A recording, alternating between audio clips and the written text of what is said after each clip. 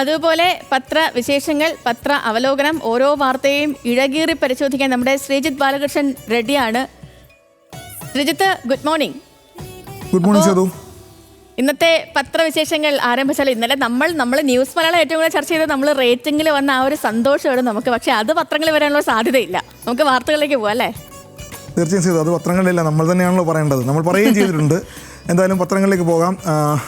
കേരളത്തിനാകെ സന്തോഷം പകരുന്ന കാഴ്ചയാണ് ഇന്നലെ വയനാട്ടിൽ സംഭവിച്ചത്.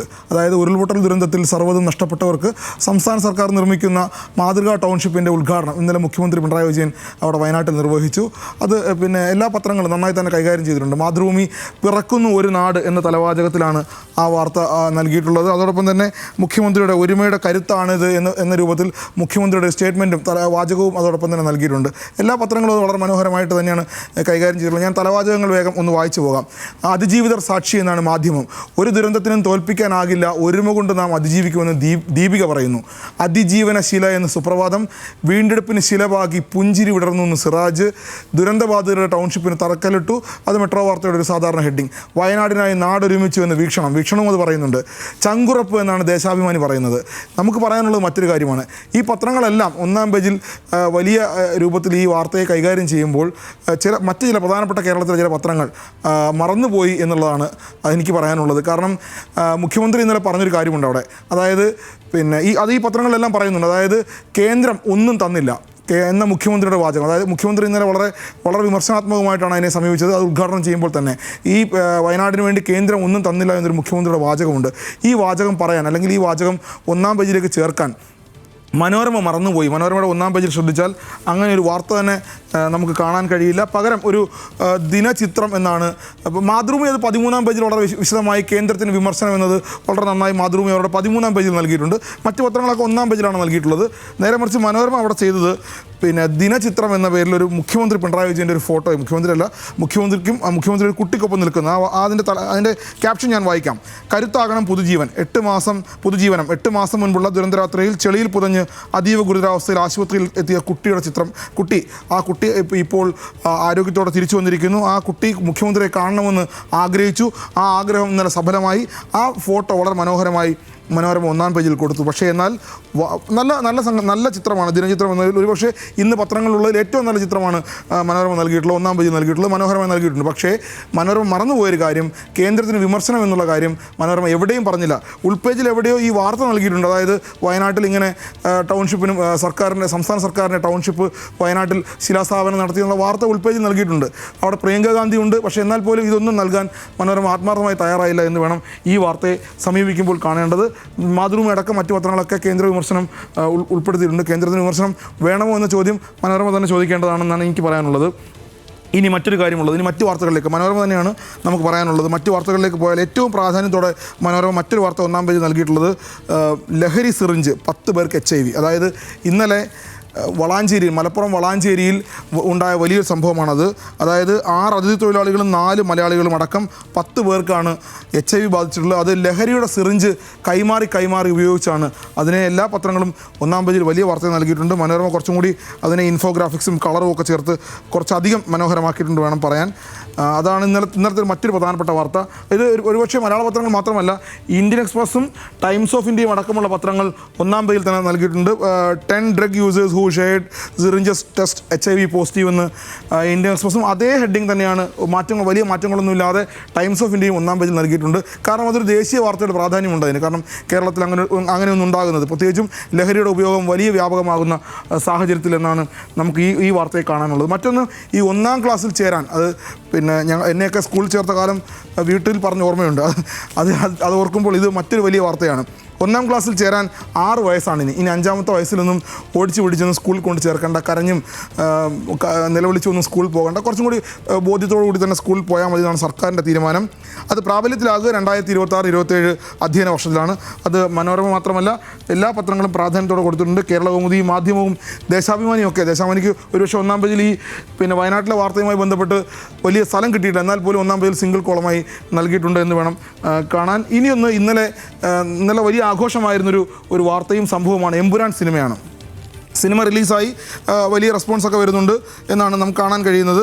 മോഹൻലാലും പൃഥ്വിരാജും ടൊവിനോ തോമസും ഒക്കെ വളരെ നന്നായി തന്നെ ആ സിനിമയെ കാണാനും എല്ലാവരും ആരാധകരൊക്കെ വലിയ ആവേശത്തിലായിരുന്നു. പക്ഷേ ആരാധകരുടെ ആവേശം ഒരു സൈഡിൽ കൂടി നടക്കുമ്പോൾ അതിൻ്റെ രാഷ്ട്രീയം, അതായത് ഏത് സിനിമ മലയാളിക്ക് അങ്ങനെ പ്രശ്നമുണ്ടെന്നാണ് നമുക്ക് തോന്നുന്നത്. പൊളിറ്റിക്കൽ കറക്റ്റ്നെസ്സിനെ കുറിച്ച് വലിയ ചർച്ചകൾ നിലവുണ്ടായി.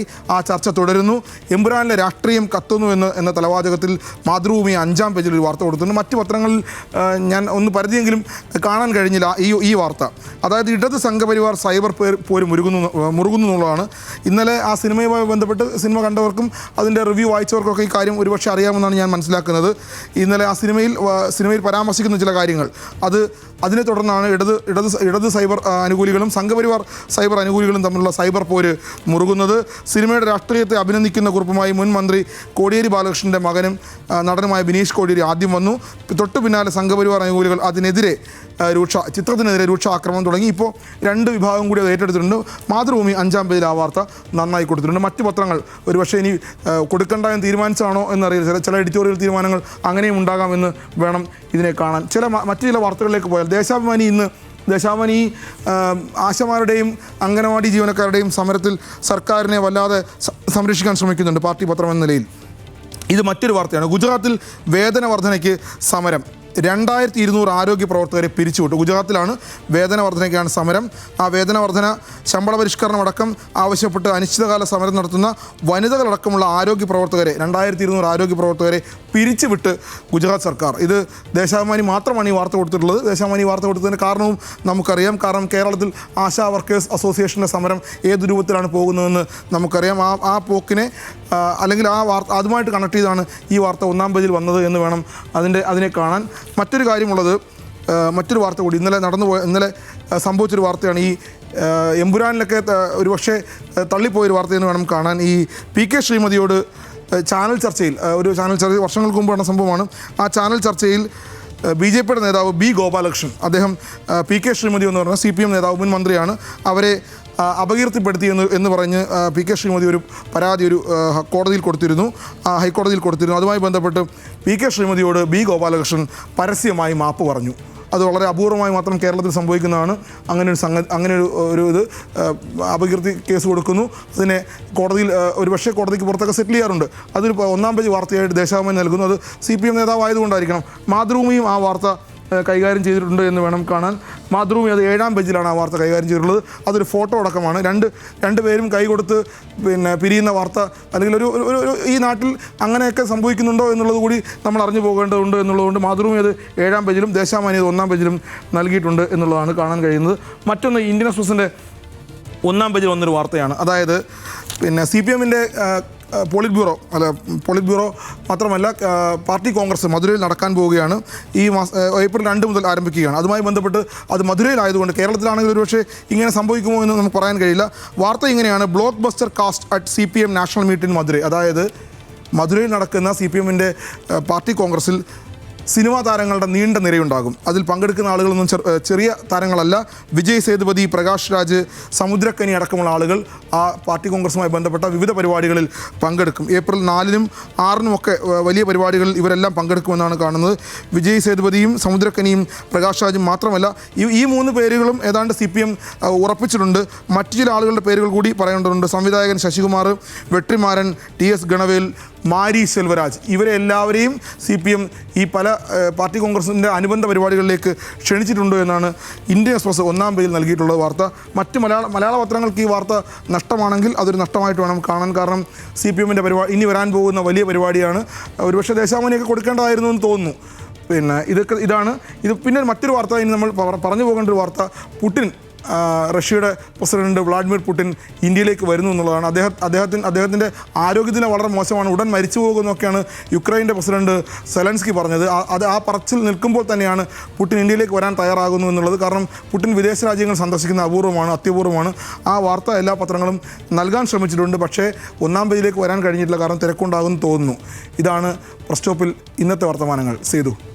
ഓക്കെ ശ്രീജിത്ത്, അപ്പോൾ നമുക്ക് നാളെ ഇതേ സമയം വീണ്ടും കണ്ടുമുട്ടാം. അപ്പോൾ okay, bye, have a nice day.